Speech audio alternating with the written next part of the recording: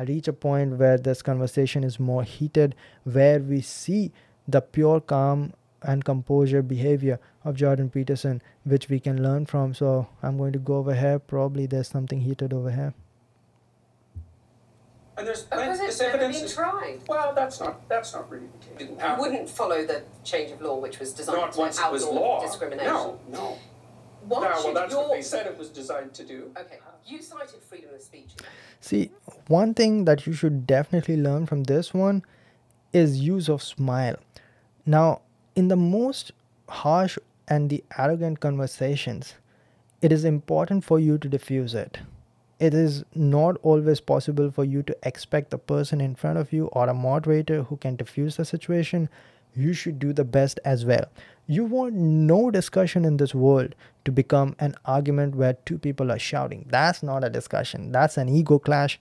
And we never want to get into that one. If you're getting into a discussion where you're trying to solve a problem or just trying to express yourself, then smile is a good tool, because a smile is very much induced as well whenever you smile. So if I smile, it will tilt you towards smiling as well. That's human nature. And thus I tell all the time that you should smile, not like a creep, not like a joker, but like a normal civilized person, even during your interviews, because that will induce smile into the interviewers as well. Everybody likes smiling people, and a smiling man or a woman is a happy person, and you want your interviewers to be happy. And so you also want your interviewers in an interview like this or in a debate to be happy.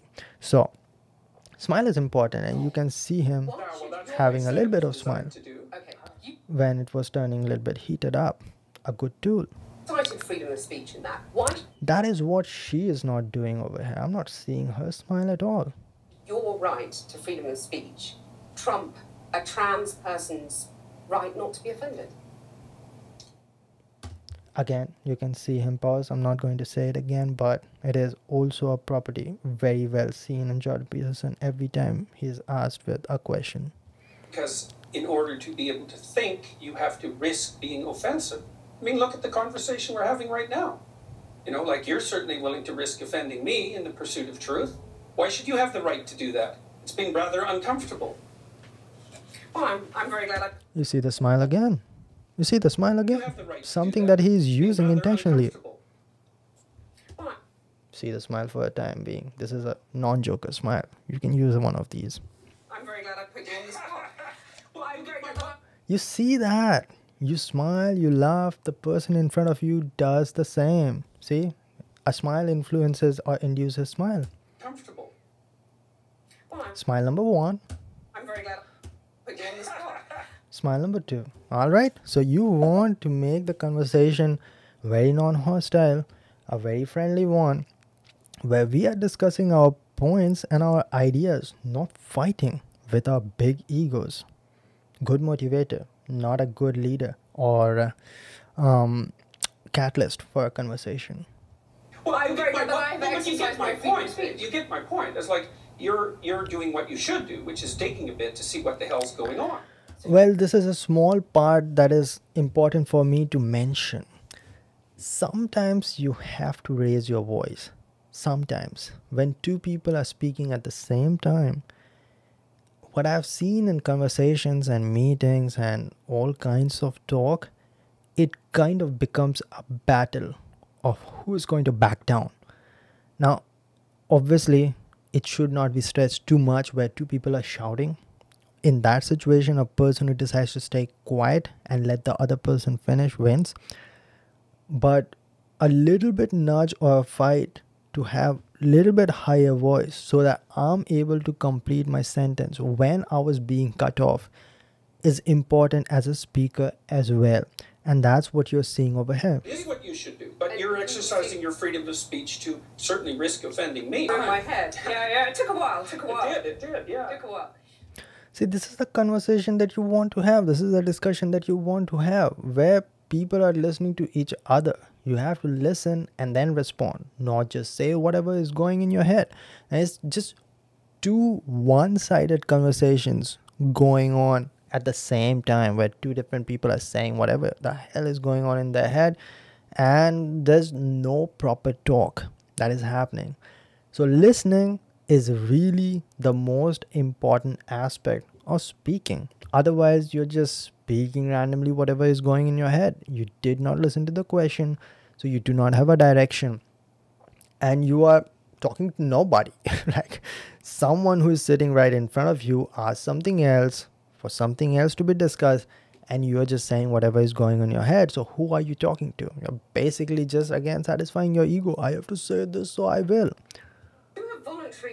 You have voluntarily come into the studio and agreed to be questioned. A trans person in your class has come to your class and said they want to be called. That's never happened. See, what we have to definitely discuss over here is that a speaker's power is a speaker's knowledge. It is very important. Generally, this is how it goes. If you know 100, you will only be talking about 20. You have to talk about this, let us say, just using numerical values to give you an understanding. If you have to talk about this, which is a circle of radius 2 meter, you have to have knowledge which is having a perimeter of 10 meter. That's what a speaker most of the time do, talk about only 20% of what he or she really knows. So you are not going to get away with talking about something about which you don't really know enough. You're going to be exposed, especially in the Q&A round, especially when there are cross-firing questions. So knowledge is extremely important, and there's no denying. A lot of time you might have all the other skills, the fluency, the confidence, the eye contact, everything else, but you do not have knowledge, and you will forget about all the previous ones, and you will sound like an amateur speaker. So first of all, don't talk about things that you're not fully aware of. Second of all, if you're talking about something, you should have good understanding, not about just what you're going to say, but also about 80% more of what you're going to talk about. You should have knowledge about the surrounding perimeter as well as what you're going to talk about. Knowledge is important. That brings confidence, and it makes the content that you're speaking about much better, applicable in an open speech, applicable in a group discussion, applicable in any kind of talk.